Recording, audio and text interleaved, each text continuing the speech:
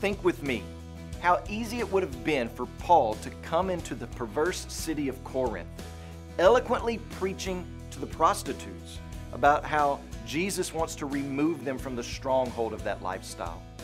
Paul could have gone down Commerce Street and proclaimed to the slaves being auctioned off that Jesus wants to buy them and have them in his possession alone.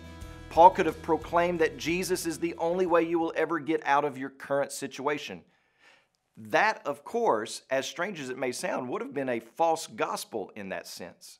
Paul would have emptied the cross of its power and effect.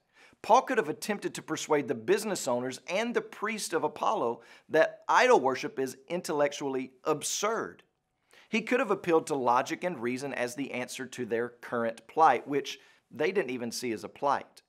But rather, we see Paul commit to knowing nothing but Christ and Him crucified for the forgiveness of sin. It's foolishness to the Gentiles and a stumbling block to the Jews. Is it true that God delivers from abhorrent lifestyles and oppression and idolatry? Absolutely He does.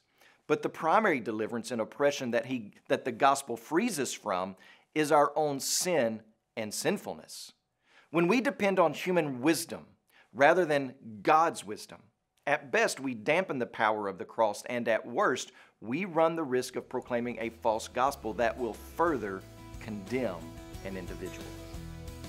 When you pray today, please remember Angel Colon and his family, our missionaries in Louisiana.